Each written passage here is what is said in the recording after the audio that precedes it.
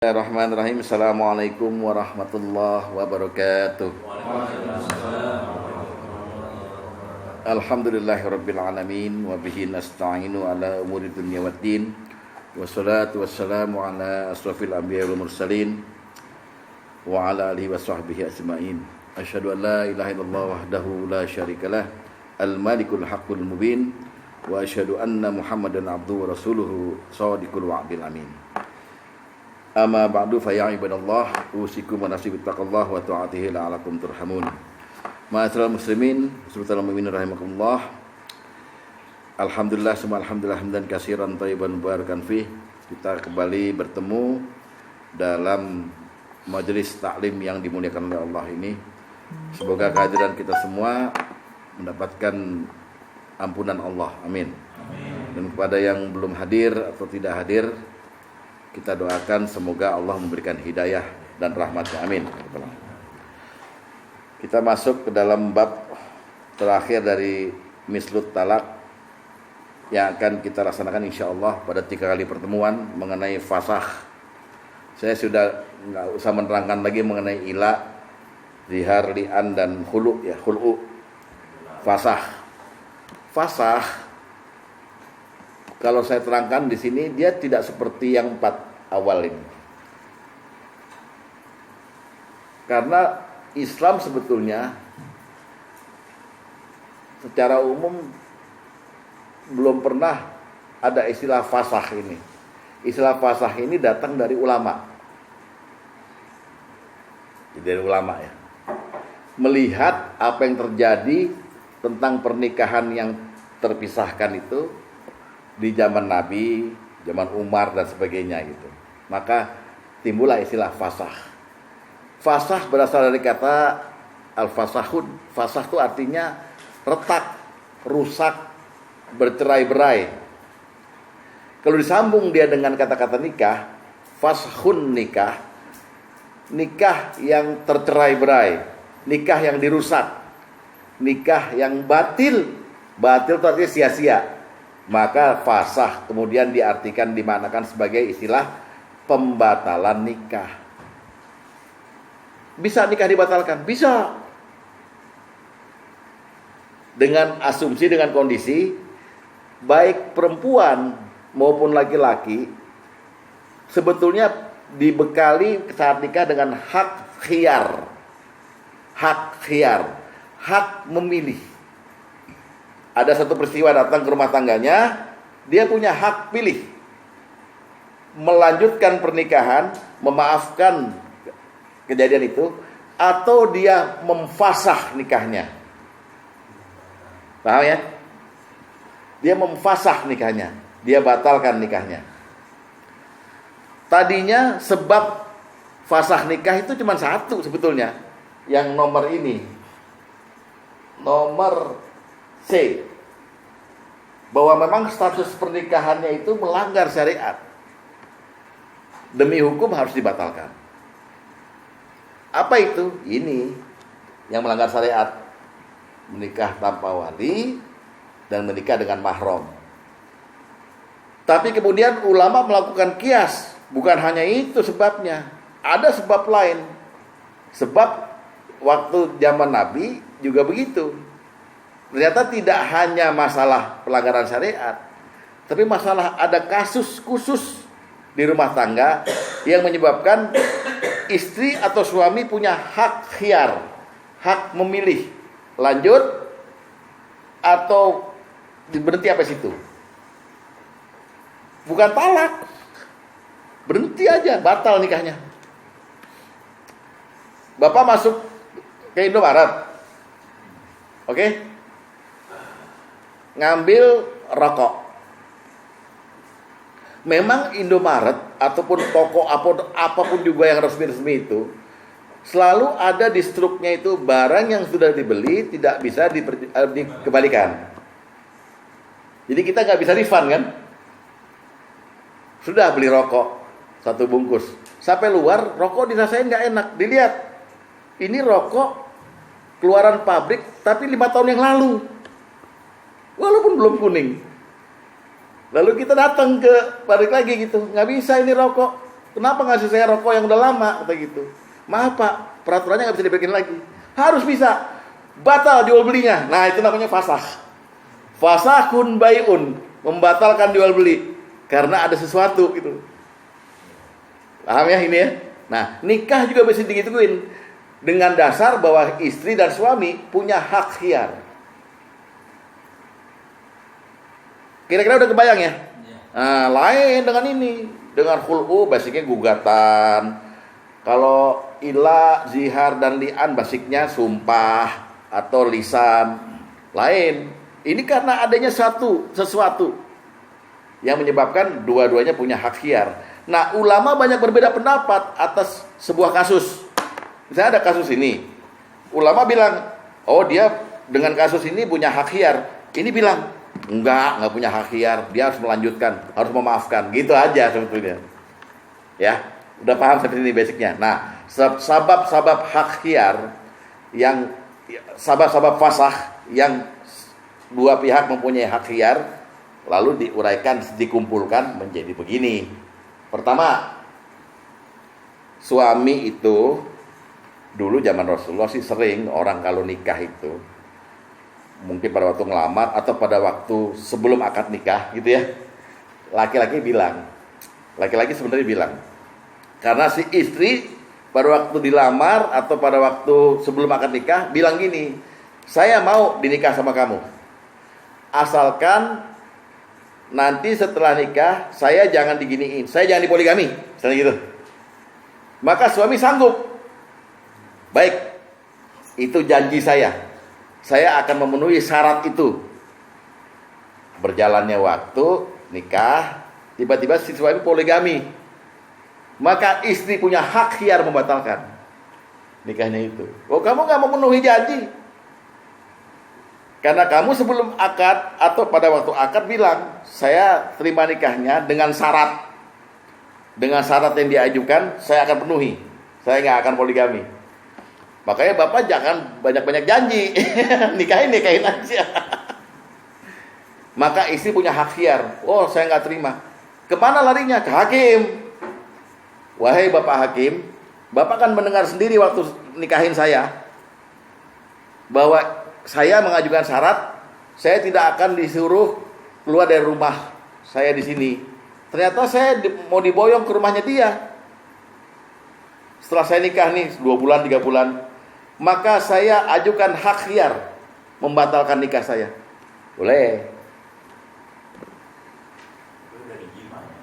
Tar dulu nih. Soal gimana nanti dulu. Pokoknya ini dulu basicnya. Begitu pula nomor 2. Suami dikasih tahu sama keluarga istri waktu ngelamar nih, masih perawan. Atau dia nggak lihat itu calon, pokoknya anak saya cantik, gitar Spanyol, ya kan? Kalau Basuki kan lurus aja, gitu, nggak jelas, bodinya nggak jelas dia. Sorry Ben. Tiba-tiba ketika di malam pengantin, lakinya bilang, bujuk, ini tiang apaan gitu. Maka dia punya hak khiyar. Saya kan mau dapat barang bagus katanya. Maaf, kok tonggos? Misalnya gitu. Pen susah ya kalau tonggos ya. Paham nggak? Maka si suami punya hak khiyar. Karena dia menangkap janji dari keluarga istri bahwa anak yang mau kamu nikahin ini, udah deh jangan lihat deh, fotonya juga jangan lihat, pokoknya cakep. Foto jereng, kayak saya ini kan jereng dikit. Nah, suami punya hak khiyar. Hak khiyar. Khiyar itu memilih. Ikhtiar itu pekerjaan memilih. Hak khiyar fasah namanya. Ya. Emang kasus, Pak. Dua-duanya punya hak ini. Hak khiyar. Nah, khiyar. Hak khiyar fasah nikah berarti hak khiyar fasah. Hak untuk memilih apakah fasah atau lanjut nikahnya. Udah maklum dah gua. Enggak apa-apa deh, yang penting bisa hamil, misalnya gitu. Itu 2 kasus yang teratas tuh seperti itu. Ya. Fasakh itu selalu harus akhirnya ke pengadilan. Tapi ada juga fasakh yang bisa dilakukan sendiri oleh suami. Ya udah deh, kita batal nikahnya gitu. Sampai sini oke ya? Jadi kita lihat dulu dalilnya. Ini jadi perkataan ulama nih ya, yang harus dibahas. Lihat dalil nomor 1 ya. Khususnya begitu. Apa? Ini terjadi kalau perbedaan adat di antara Betul. calon suami dan calon istri. Adat sini menyatakan lo akan memenuhi adat gua ya. Tahu-tahu dia nggak mau itu adat ya. Gitu juga begitu. Bisa. Ya. Jadi sebabnya ribuan, Ya, ya. bervariasi. Oke, kita mulai dulu nomor pertama ya. Nomor pertama kita lihat supaya ini ulasan dari seorang ulama ya. Ulama ini bernama siapa tuh di bawahnya siapa tuh namanya? Ibnu Qudamah ya, dalam kitab Al-Mughni. Kita lihat pertama. Asyurutu fin nikahi tanqasimu aqsaman salasah. Syarat yang diajukan dalam nikah terbagi menjadi 3. Ahaduha, salah satu aja nih ya, salah satu syaratnya ya. 3 yang diterangkan 1 nih. Ma yalzamul wafa'u bihi wa huwa ma ya'udu ilaiha naf'uhu wa fa'idatuhu. Salah satu diantaranya adalah syarat yang diutamakan untuk dipenuhi, dan itulah syarat yang manfaat dan faedahnya kembali pada pihak wanita. Misalnya an yastarita laha alla yukhrijaha min darha'u wa baladiha. Misalnya syarat yang diperlukan oleh wanita agar tidak diajak pindah dari rumahnya atau daerahnya. Aula yusafiru biha wala yatazawwaju 'alaiha. Atau tidak diajak pergi, atau si suami tidak menikahi wanita lain selama istri masih hidup. Fahaza yalzamuhul wafa'u laha bih. Wajib bagi suami untuk memenuhi semua persyaratan yang diajukan ini. Fa illam yaf'al falaha fasakhun nikah. Jika suami tidak memenuhinya, maka istri punya hak untuk melakukan fasah, membatalkan nikah. Haknya disebut dengan hak khiyar. Paham? Pendapat ini diriwayatkan dari Umar bin Khattab, Sa'ad bin Abi Waqqas, Muawiyah dan Amr bin As radhiyallahu anhum. Kitabnya diambil dari Ibnu Qudamah Al-Mughni. Jadi misalnya kita janji dan memang syarat diajukan dulu oleh istri. Jangan disuruh pindah. Saya mau ngerawat orang tua saya lagi stroke ini. Saya nggak mau pindah. Baik, saya nikahin kamu dengan saya memenuhi janji atau syarat itu, berupa saya tidak akan mengajak kamu pindah. Diajak pindah. Maka istri punya hak membatalkan nikahnya. Oke, paham sampai sini? Mantap, ya kan? Tambah lagi ilmu kan? Ya. Ilmu hitam. Tapi tetap pranikah semuanya. Iya. Diucapkannya sebelum akdun nikah nih. Sebelum nikah. Tapi ketahuannya dia nggak mau dijanji sesudah nikah. Itu dia makanya saya tanya nih. Kan diajak pindah nih. Berarti udah nikah dong dia kan? Udah nikah. Tapi pranikah lagi nih. Iya, syaratnya tadi pranikah. Syaratnya iya. Pranikah. Tapi pelanggarannya pada udah nikah. Tapi bisa juga pelanggarannya itu juga pranikah. Misalnya bawa-bawaannya ada satu bilang lo mesti bawa ini. Pranikah. Ada suatu nikah dia tidak deliver itu. Itu kejadian di Minang tuh. Iya, tapi itu bukan fasakh berarti, nggak jadi. Kalau fasakhun nikah yang sudah ada difasakh. Nikah yang sudah terjadi difasakh. Dihancurkan. Paham ya? Bukan batal dalam arti batal nikah, ya udah nggak jadi nikah, bukan. Nikahnya yang sudah terjadi dibatalkan. Paham ya? Saya kira tadi nikahnya gua nggak mau nikah. Oh, nggak jadi berarti kan? Ya. Bukan nggak jadi. Bukan fasah itu. Iya, bukan. Fasahun nikah, hak khiyar itu. Oke. Kan ada hak khiyar. Oke. Melanjutkan nikahnya atau memfasah. Berarti sudah nikah. Makanya ketahuan ini pelanggarannya pada saat udah nikah. Tapi pelanggarannya dikomit pada waktu sebelum nikah. Di akdun, ya. Mas, aku mau nikah sama kamu, tapi syaratnya tolong kamu jangan poligami. Aku nggak mau dimadu. Sanggup si laki dalam perjalanannya ketika nikah dia tertarik lagi sama orang lain, dia nikah sama orang lain. Ketahuan sama istrinya ini. Maka istrinya ini bukan minta cerai sebetulnya. Jangan fasahun nikah. Lagi jadi ya. Lagi jadi dong. Paham gak? Kalau kasus kayak teman saya, Sat, Gimana?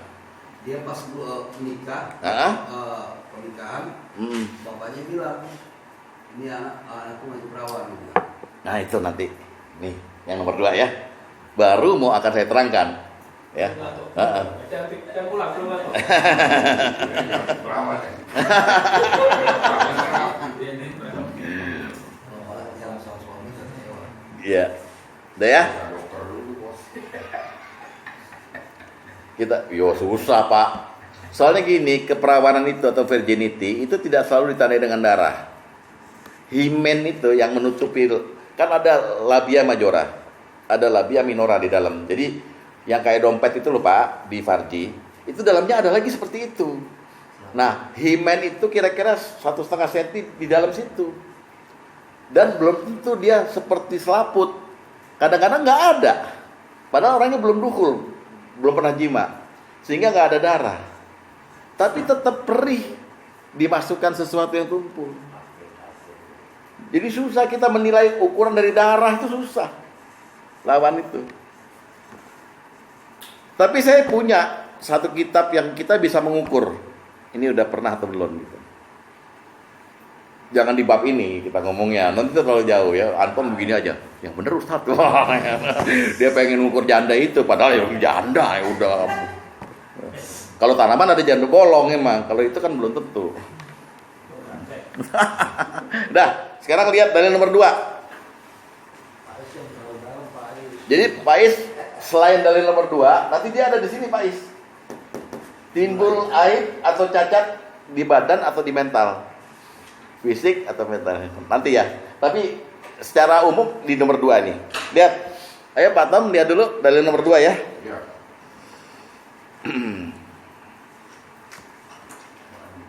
Sorry. Dalil nomor 6, maaf ya. Yang nomor B ini ada dalil nomor 6. Lihat. Yasbutu khiyarul fasah bifawatil wasfil marghubi fi aqdiz zawaji aidan. Hak fasah juga ditetapkan akibat tidak terpenuhinya kriteria yang diinginkan suatu akad. Ya, maksudnya dipernikah nih Pak Tom ya, dipernikah nih suatu akad nih. Seperti contohnya, kaman yatazawwaju imra'atan jamilatan, cantik nih ya, fayazharu annaha damimah. Contohnya laki-laki yang ingin menikah dengan seorang perempuan cantik ternyata enggak cantik. Awala annaha muta'allimatun fa iza hiya jahilah. Atau orang yang menikah dengan perempuan terpelajar, contohnya bego, orang awam. Atau orang yang ingin menikah dengan gadis perawan, ternyata dia janda. Fayasbutu lizauji hakul fasah, maka telah ditetapkan bagi suami memiliki hak fasah. Baru pertanyaan Pak Sugeng di sini. Dan tidaklah istri berhak atas mahar jika fasah dilakukan sebelum dukhul. Jadi kalau dia tahu, lu nggak cantik, belum dijima, istrinya nggak dapat mahar. Padahal mahar udah dijapin tadi kan, saya terima dengan mahar segini. Tapi kalau udah didukhul, maka istri berhak atas mahar itu. Nih lihat nih. Atau sudah dukhul, tapi fasahnya disebabkan adanya penipuan yang datang dari si perempuan sendiri.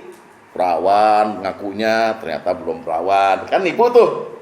Nipu kan? Itu. Sedangkan jika penipuan datang dari orang lain, maka si suami boleh menarik apa yang diberikan kepada si perempuan itu melalui orang lain tersebut. Ini pendapat Imam Syihabuddin dalam kitab Hasyiah Qalyubi ala Syarhal Mahir al-Minhaj Talibin. Jelas ya? Jadi kalau yang tadi istri punya hak khiyar fasah karena suami nggak memenuhi janji atau syarat, sekarang suami punya hak khiyar fasah, ternyata dia ketipu dengan dengan periklanan dari istri dan keluarganya. Masih perawan, nggak cantik banget, ternyata peyang-peyang gitu, apapun gitu. Maka suami punya. Tapi kalau suami memfasah, dilihat ada dua jenis. Difasah sebelum didukhul, maka si istri yang difasah itu nggak berhak mahar.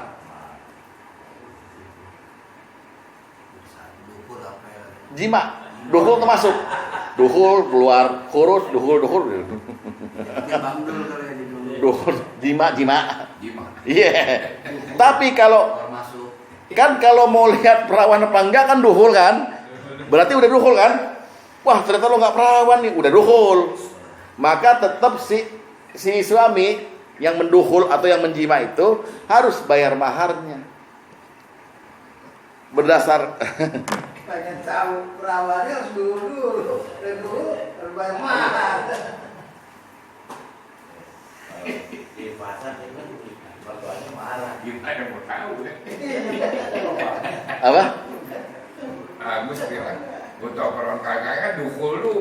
Ya makanya kalau dukhul berarti kan maharnya itu menghalalkan kemaluannya. Walaupun dia kecewa kan? Ya, kecewa. Ya udah terpaksa. Kita fasah. Kalau terjadi kehamilan itu, udah fasah, udah batal nikahnya. Terserah.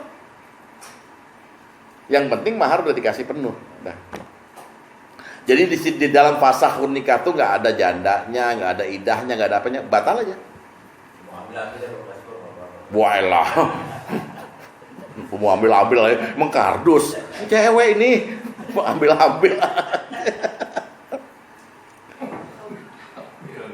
Ya, nah gimana ngelihatnya? Suami istri seimbang kan? Seimbang dong, jangan Pak Tom bilang lagi, wah nih cewek ini bisa mangkak nih. Iya, bisa sombong nih cewek begini, nggak bisa. Hati-hati, karena suami pengen kriteria istri yang begini. Jadi inilah, misalnya gini, ada keluarga profesor, guru besar UI semua, anak perempuannya semuanya ada gitu. Ternyata salah satu anak perempuannya itu memang nggak kuliah, memang nggak nyampe otaknya, rada-rada awam gitu. Tapi karena dia melihat anak perempuannya semuanya yang lain jadi gitu, ini pasti juga orang pinter nih, maka dia nikahin. Dengan harapan dia bisa nikah dengan gadis intelektual. Begitu diajak ngomong, udah nikah ini kan, misalnya gitu. Nggak nyambung gitu. Jadi kamu waktu itu gimana? Kuliahnya di mana? Apaan sih kuliah itu misalnya? Loh. Itu lalit kan? Nah, berarti dia ketipu. Maka dia boleh bilang sama orang tuanya, fasahun nikah, saya fasah nih, nikahnya saya batalkan. Udah nikah, karena saya lihat nggak sesuai kriteria. Ya contoh gitu ya. Enak kan? Tapi bapak jangan sembarangan fasah juga, ya kan? Kalau perjodohan itu Pak. Ini, entar. Banyak-banyak yang nggak sabar nih yang ngajiin. Tapi jarang yang bilang fasah. Paling nggak cerai. Iya, itu dia. Itulah makanya ini disebut mislut talak. Seperti talak, padahal bukan talak. Namanya orang nikah batal itu tidak akan pernah bersatu lagi sebetulnya. Kayak tadi Pak Asep, Bapak ke Indomaret. Indomaretnya ada di situ tuh depan MA. Bapak pernah pengalaman beli rokok yang expire. Bapak akan bilang sama orang lain, jangan ke situ. Barangnya lama semua, betul? Begitu pula orang yang mempasah perempuan, dia akan bilang sama orang lain, jangan ke keluarga itu. Penipu itu. Mana bisa rujuk? Logikanya gitu kan? Nggak nyampe kan? Nggak nyampe. Logikanya seperti itu. Ya, kuncinya di awal matang-matang deh, kalau nggak bisa janji dipenuhi. Iya, nggak usah janji. Nggak usah janji. Termasuk orang tua yang matre pengen anak perempuannya itu kawin sama orang kaya. Maka timbullah janji ketika ngelamar, Ntar kalau udah nikah sama saya, rumah di Pondok Indah, mobil beneran, betul? Ya, kamar banyak. Toto tinggalnya di kontrakan, paham? Itu keluarga perempuan bilang, wah salah pilih nih, fasah, itu batal. Ngerti ya? Inilah akomodir Islam terhadap situasi rumah tangga. Anda kalau nggak dikasih hukum pasah, Anda akan terbelenggu dengan ketidakenakan dalam rumah tangga.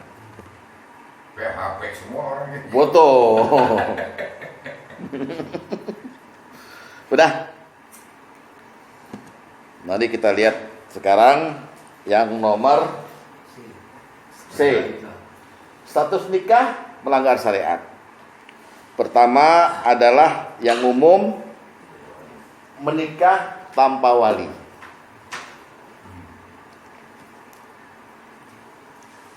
Dalil batalnya nikah tanpa wali, hadis nomor 2.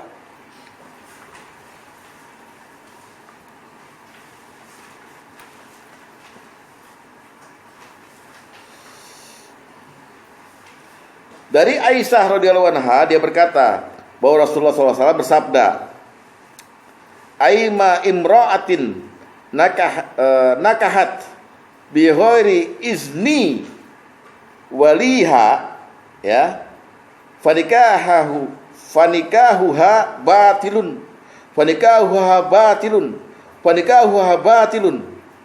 in dakhala biha falahal mahru bibas tahalla min farjiha." Wanita manapun yang menikah tanpa seizin walinya, maka nikahnya adalah batal. Nikahnya batal. Jika wanita yang baru dinikahi ini telah digauli, maka dia berhak mendapatkan mahar, karena laki itu telah menghalalkan kemaluannya. Bayangkan. Jadi, pertama yang mesti kita lihat, ini bukan masalah etika, tapi masalah peraturan. Tidak ada nikah tanpa wali. Soal walinya siapa nanti kita lihat, ya kan? Tapi kalau tanpa wali, nah ini terjadi. Ada satu hadis sebetulnya, hadis Ahmad, tapi ini tidak dimasukkan oleh Bukhari karena Bukhari itu dipakai oleh mazhab Syafi'i. Dimasukkan ke hadis Ahmad, yang bunyinya kira-kira begini: dalam masa darurat, ketika terjadi keberadaan laki-laki dan perempuan di tempat terasing, tidak ada lagi orang lain kecuali mereka berdua, dan mereka bukan siapa-siapa, nggak ada hubungan, lalu mereka ingin menikah, maka dibolehkan. Dengan nama Allah saya nikahi kamu. Tapi kan nggak mungkin kan? Darurat banget itu. Bapak naik pesawatnya meledak. Bapak berdua sama pramugari nih yang cantik ini, selamat, lontarin kursi, gubrak sampai di pulau. Karena udah berhari-hari kena hujan, kena panas, tinggal pakai Tarsan kan? Itu Bapak tertarik. Kamu udah punya istri udah punya suami sebelumnya? Belum, saya perawan kata gitu. Kamu punya bapak? Masih ada. Tapi kita di sini nggak ada apa-apa kecuali makan buah. Tapi saya pengen sama kamu dan saya nggak mau dosa. Ya itu 1.100.000 lah kejadian begitu. Blue Lagoon tuh Pak. Ya, Blue Lagoon. Lu film BF aja, hafal deh. Giliran hadis aja. Kan jatuh di pulau. Iya, gue tahu yang main siapa ya waktu itu. Broxil. Ya. Ini kalau pemain film, iya. Ini dua sama nih gengnya. Gila ditanya, sebutkan nama-nama putra dan putri Nabi yang 6 itu. Bengong. Begitu Broxil apal.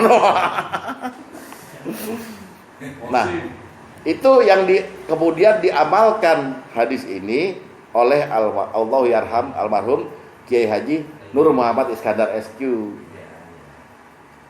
yang punya pesantren apa tuh? 2 biji itu di Bonjeruk, Asidikiyah.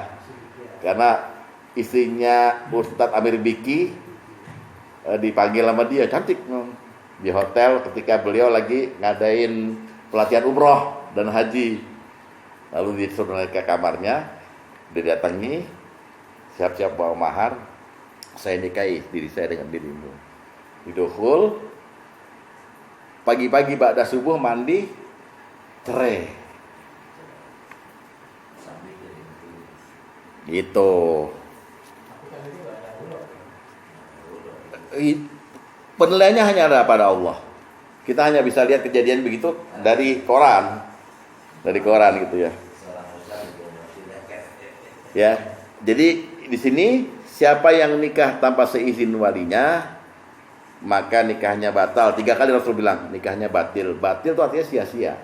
Sia-sia itu harus dipisahkan. Nikah dia. Iya. Nikah bukan kawin. Iya. Jadi wali itu, yang kita sebut wali itu ada golongan furu', usul, nasab, tapi disebutnya dengan wali mujabir pertama. Kedua wali akrab. Ketiga wali abad. Terakhir wali hakim. Nah, wali mujabir cuma 2, bapak kandung sama kakek kandung, ayah dari ayah. Meninggal dua-duanya, turun haknya untuk dimintakan izin oleh gadis ya. Oleh gadis. Kalau janda bisa milih sendiri. Tapi tetap diwalikan nikahnya. Maksudnya milih sendiri, dia nggak perlu minta pendapat pasnya. Janda. Tapi kalau gadis dijodohin harus nurut sama wali mujabir. Wali mujabir nggak ada, pindah haknya ke wali akrab. Siapa wali akrab itu? Abangnya saudara kandung laki-laki, seayah dan seibu atau seayah saja. Jadi perempuan punya kakak laki-laki, adik laki-laki, seayah seibu, atau adik laki-laki, kakak laki-laki, seayah saja. Disebut wali akrab, wali yang dekat. Wali abad adalah kakaknya ayah, adiknya ayah, atau anaknya kakaknya ayah, atau anaknya adiknya ayah. Wali abad. Gak ada juga. Udah sebatang kara hidupnya, cari wali hakim. Dan bukan wali hakim sembarangan, yang punya hak menikahkan. Ya kalau di sini berarti walinya sultan negara, diwakili oleh Kementerian Agama, diwakili oleh kantor urusan agama. Paham ya?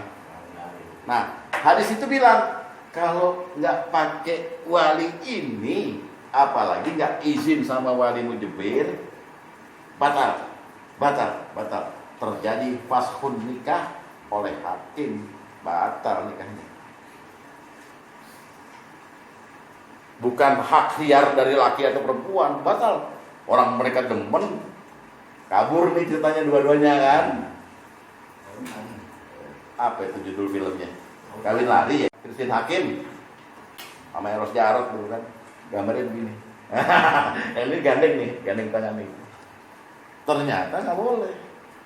Ntar pasti Pak Asep nanya nih, dia ngalamin khusus nih. Ya. Nah, apabila udah terjadi pernikahan itu, zaman Umar membatalkan. Ya, kita lihat sekarang soal mahar tadi. Ya, hadis nomor 12.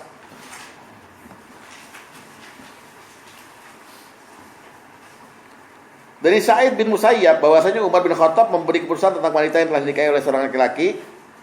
Jika tirai telah diturunkan, maka mahar wajib dibayarkan. Tirai telah diturunkan maksudnya telah didukul. Ini mendukung hadis yang tadi. Jadi pokoknya Anda mau ntar fasah mau apa, kalau udah jima harus bayar maharnya. Korden. Udah dipelorotin. Ini tirai anggapannya rok. Wah, gawat nih. Waduh, ini bokep punya nih. Layar terkembang. Jadi dirinci sama Islam begitu. Untuk hak wanita juga. Karena orang yang difasakh tuh Pak, nggak ketahuan dia janda apa lupa.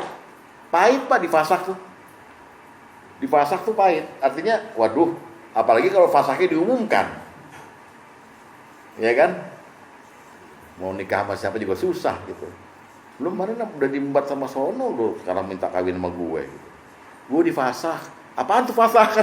Besar fasakh daripada tiang. Kacau. Biasanya tuh jatuhnya gadis, kalaupun nggak sama. Bisa jadi gitu, gadis ya, betul. Karena dianggap belum pernah nikah kan gitu.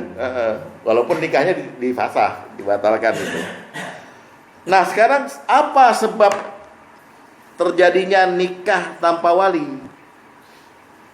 Apa? Itu ada banyak. Di antaranya wali menolak untuk menikahkan. Memang ada walinya ada, tapi nolak untuk menikahkan karena ketidaksenangannya dengan si calon mantu. Enggak. Akhirnya itu anak ya mau nggak mau cabut dia. Ibu cari aja wali lain, kalau doang nggak wali gitu. Cabut dia. Itu sebab pertama. Dan kejadian di Indonesia sering Pak, yang tidak direstui kan gitu ya. Tidak direstui, maka dia mencari alternatif. Dianggapnya bahwa nikah tanpa keridoan, apalagi wali mujibir Pak. Jadi kalau yang punya anak perempuan yang belum nikah ini, pastikan betul bahwa Anda menyenangi mantu Anda itu. Lahir batin. Kan ada hadisnya. Apabila ada orang melamar putrimu datang dan kau lihat dia imannya cukup, akhlaknya baik, segera nikahkan. Berarti kita mesti punya kriteria itu. Bagus kan nih akhlaknya. Jangan datang-datang ke rumah Pak Iskandar yang mau ngelamar Vira, bawa rokok sebungkus dilempar ke meja. Pak, rokok Pak. Wah, punya mantu begini gue stres. Dilempar rokok. Ya kan dikasih ya Pak, ada rokok nih Pak itu. Buat carmuk. Ternyata dilempar rokoknya. Kena Bu Iskandar, kelepak aja. Gimana mau nikahin anak dengan orang kayak gitu, betul nggak? Ya. Jadi itu pertama. Lihat hadis nomor 9, ada kisah seorang wali yang adiknya dicerai terus mau dilamar lagi, mau dirujuk, dia nggak mau nikahin. Dari Hasan dia berkata, Makil bin Yasar berkata kepadaku, aku menikahkan saudara perempuanku kepada laki-laki. Ya, dia jadi wali kan. Kemudian suatu saat laki-laki itu menceraikannya. Lalu ketika masa idahnya habis, laki-laki itu datang untuk meminangnya kembali. Maka aku katakan padanya, aku telah menikahkanmu dengan saudara perempuanku dan memuliakanmu. Lalu kamu menceraikan dia. Kemudian sekarang kamu datang untuk meminangnya kembali. Tidak, demi Allah, adikku tidak akan kembali kepadamu selama-lamanya. Waduh, ini wali model apa nih? Sombong banget. Terus, sebenarnya tidak ada masalah pada laki-laki itu dari saudara perempuanku, dan saudara perempuanku juga mau rujuk padanya. Maka Allah pun menurunkan ayat fala taduluhunna. Itu ada di Al-Baqarah 232. Tadi lihat ya di rumah ya. Karena itu aku pun berkata sekarang, aku akan melakukan mewalikan dan menikahkannya, wahai Rasulullah. Artinya dia ngomong sama Rasulullah. Lihat Al-Baqarah 232 dulu.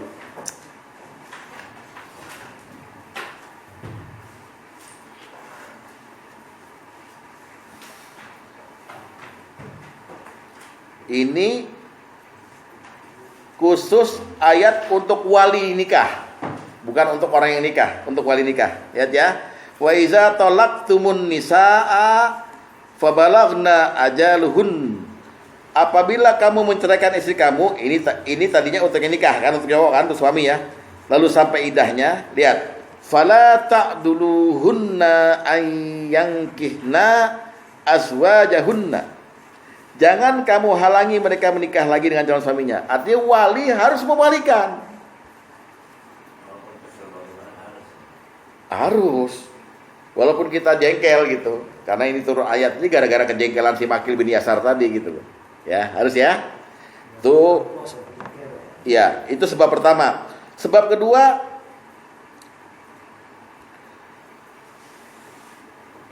menikah tanpa wali atau menikah tanpa wali yang ada ini, atau benar-benar menikah nggak ada wali, artinya menikah yang kayak tadi itu, nah itu harus batal. Lihat hadis nomor 3.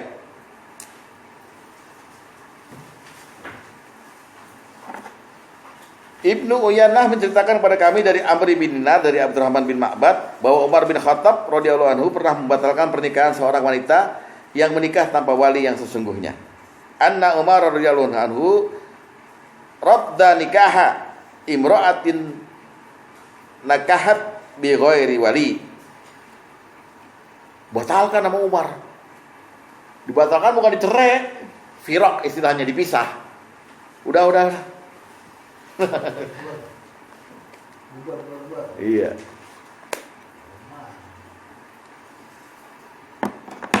Detailnya kira-kira begini. Hadis nomor 11. Jadi dia main sembarangan nunjuk orang sebagai wali aja. Dari Ibnu Jurayj, dia berkata, Ikrimah bin Khalid mengabarkan kepadaku, dia berkata, dalam satu perjalanan safar terhimpun kaum laki-laki dan perempuan yang di dalamnya terdapat seorang janda. Kemudian seorang laki-laki bertindak menjadi wali. Seorang laki-laki bertindak menjadi wali. Entah itu laki-laki dari mana kan. Rojul aja dikisahkan bagi janda tersebut. Dan menikahkannya dengan seorang laki-laki lain. Maka Umar bin Khattab radhiyallahu anhu menjatuhkan hukuman dera terhadap laki-laki yang menjadi wali itu. Dan juga terhadap pengantin prianya. Serta membatalkan pernikahan tersebut. Jelas ya? Keras.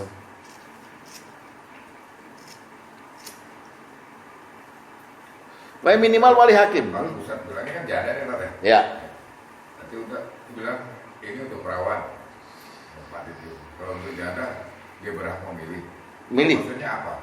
Pilih yang mana? Bukan, maksudnya gini. Dia si wali itu membiarkan saja pilihan dia. Kalau gadis kan enggak. Kalau si orang tua nggak senang, dia punya hak untuk jangan nama itu. Nikah sama ini aja. Kalau janda dibebaskan memilih. Mau nikah dengan pria mana saja gitu loh. Ini kan jadinya ini. Umar menolak. Iya, Umar menolak karena dia walinya sembarangan, bukan wali yang empat ini. Minimal wali hakim. Artinya kalau janda dia bisa memilih dari 1 sampai 4 itu. Bukan, menikah pria yang dinikahi. Menikah pria yang dinikahi. Oh, bukan wali. Bukan walinya. Oh, oke. Dia walinya bukan dari yang 4 ini. Ngambil sembarang orang di perjalanan itu. Ngerti nggak? Janda tetap walinya tetap itu. Wali tetap itu. Oh, oke. Cuma Iya. wali harus saya sih yes aja gitu.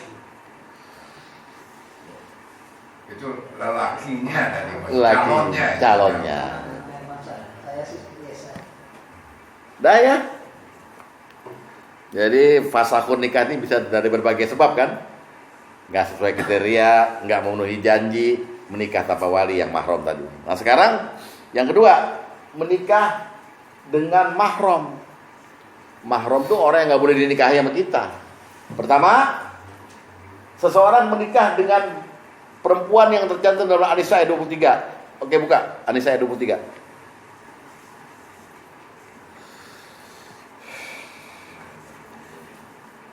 Khurimat alaikum ummahatukum, diharapkan atas kamu mengawini satu ibu-ibumu. Nauzubillah min zalik. Jangan sampai bapak seperti Panji Semirang atau Sangkuriang. Ya kan? Mengawinin ibu sendiri. 2, anak-anakmu yang perempuan. Nggak boleh seorang bapak ngawinin anak kandung, ya kan? Kalau terjadi, maka hakim memfasakh nikahnya. Paham ya? Terus 3, saudara-saudaramu yang perempuan, adik perempuan, kakak perempuan, nggak boleh kita kawinin. 4, saudara-saudara bapakmu yang perempuan, bibi. Oke? Adiknya bapak, kalau kita panggilnya tante, bude, ya. Terus saudara-saudara ibumu yang perempuan, ya itu bibi juga. Anak perempuan dari saudaramu yang laki-laki, ponakan. Anak perempuan, iya betul, keponakan. Anak perempuan dari saudaramu yang perempuan, keponakan. Terus ibu-ibumu yang menyusui kamu, saudara seperempuan sepersusuan. Ibu-ibu istrimu, mertua. Anak-anak istrimu yang dalam pemeliharaanmu dari istri yang telah kamu campuri. Jadi bapak kawin sama janda, punya anak tuh janda, punya anak perempuan. Tapi bapak sama ibunya sama si janda ini udah dukhul, udah jima, maka anaknya itu udah jadi anak bapak sebetulnya ya, tapi bukan anak fisik ya. Maka dia tidak boleh dinikahi. Ya. Terus apabila belum dukhul sama ibunya, ya, baru boleh dinikahi itu anak, gitu ya. Terus dan diharapkan bagimu istri-istri anak kandungmu, menantu. Jangan main api sama menantu, Pak. Dan menghimpun dalam perkawinan dua perempuan yang bersaudara. Bapak sama istri punya adik, istri punya kakak perempuan. Bohai, Neng. Mana bini gue, Neng? Lagi pergi, Mbak. Ya udah, Neng, ayo. Ronde kedua, selingkuh. Tapi tanggung jawab. Iya, tetap nggak boleh dinikahi. Bolehnya naik ranjang atau turun ranjang. Bapak nikah sama Like punya adik namanya Lita punya kakak juga namanya Meti, itu misalnya. Like meninggal, maka bapak jadi duda kan? Boleh turun ranjang nikah sama adiknya atau nikah sama kakaknya. Paham? Nah itu dia. Ketika terjadi menikahi mahram yang ada di An-Nisa 23, maka wajib orang yang mengetahui itu ngadukan kepada hakim pengadilan agama untuk memfasah nikahnya, membatalkan nikahnya.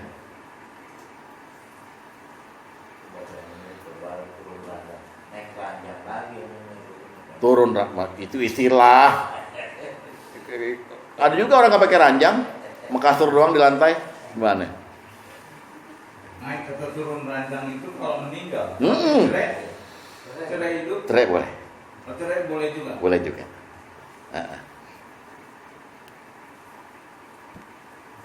Dua-duanya ya.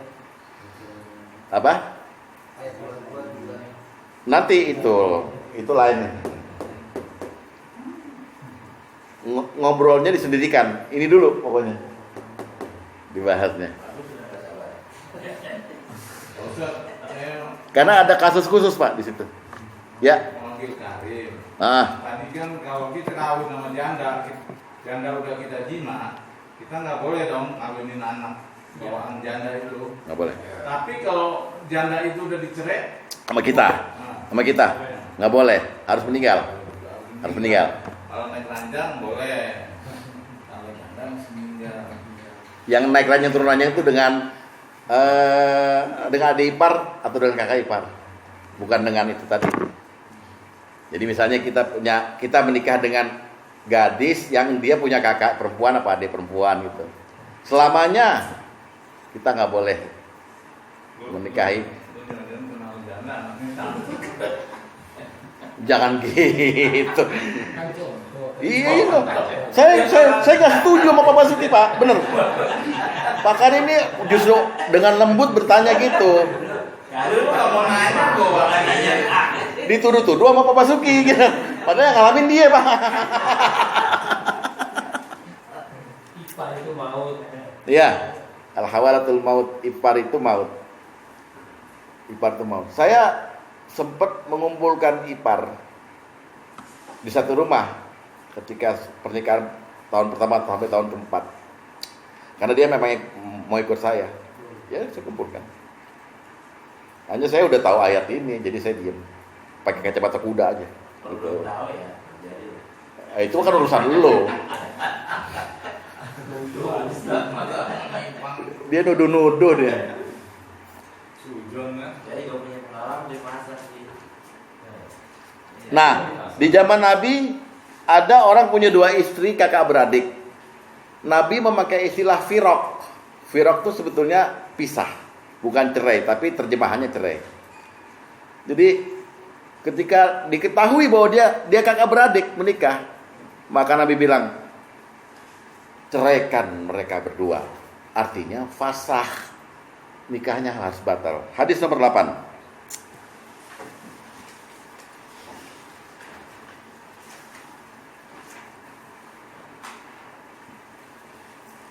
Dari Dahak Ibnu Fairuz Al-Dailami, dari ayahnya dia berkata, aku berkata, wahai Rasulullah, aku telah masuk Islam sedang aku punya dua istri kakak beradik.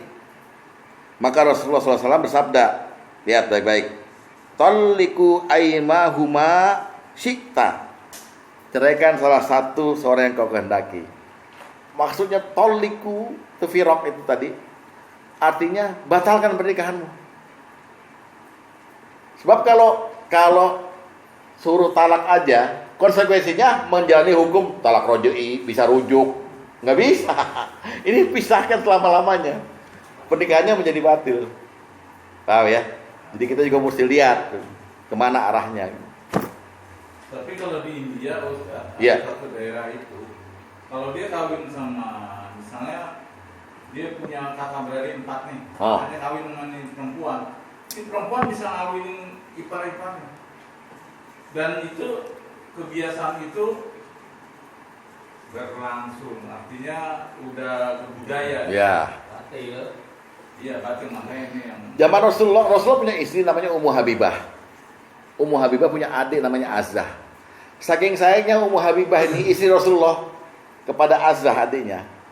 Azzah ditawarkan kepada Rasulullah, wahai Rasulullah, bukan hanya aku yang berhak menerima cinta kasih sayangmu, adikku juga berhak dan mau, dan memang dalam tanda kutip naksir kamu ya Rasulullah, nikahi adikku. Kata Rasulullah, dia haram bagiku. Udah jelas? Dia haram bagiku karena ada ayat ini. Jadi bahkan ada yang menyodorkan diri, istrinya sendiri namanya Ummu Habibah, itu bilang kepada Rasulullah, adikku Azzah itu nggak kalah cantik sama aku. Hadis nomor 5.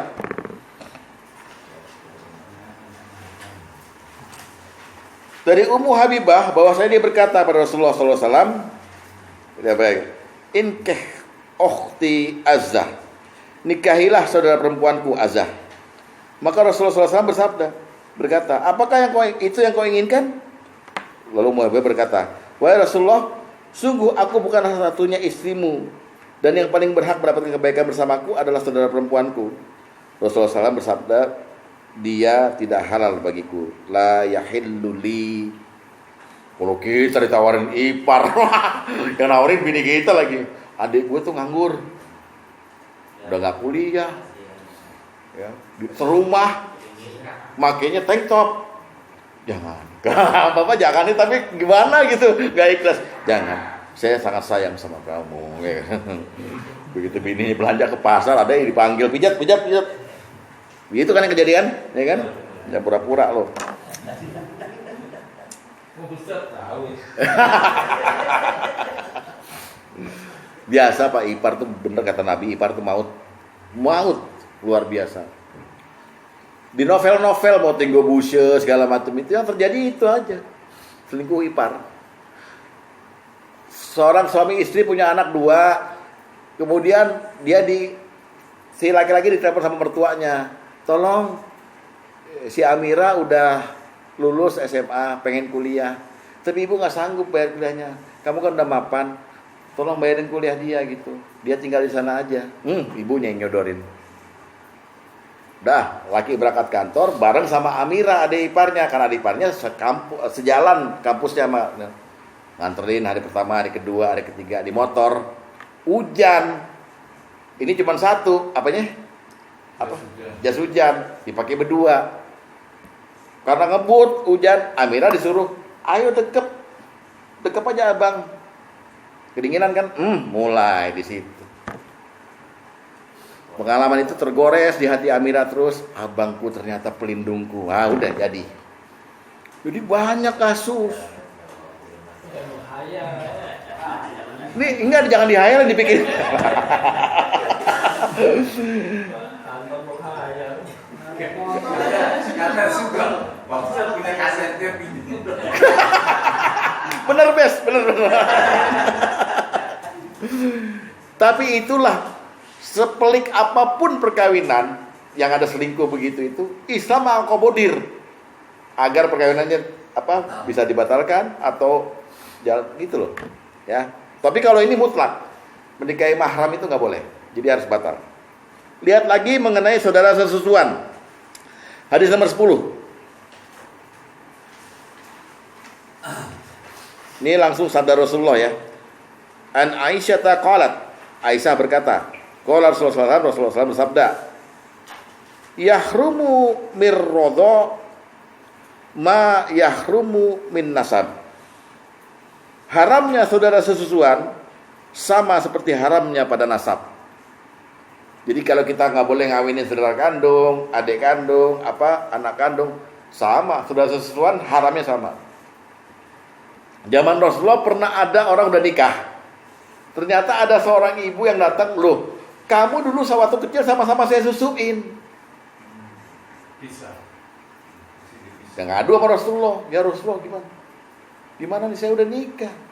Apa kata Rasulullah? Ya emang udah begitu hukumnya. Bisa. Lo boleh.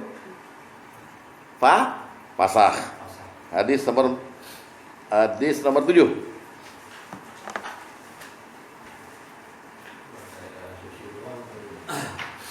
Dari Uqbah Ibnul Haris bahwa dia telah menikah dengan Ummu Yahya binti Abu Ihab, laki dan perempuan ya.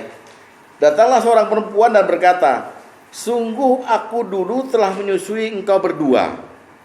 Kemudian dia bertanya kepada Nabi SAW dan beliau bersabda, bagaimana lagi? Sudah ada orang yang mengatakannya. Lalu Uqbah menceraikannya dan wanita itu kawin dengan laki-laki lainnya.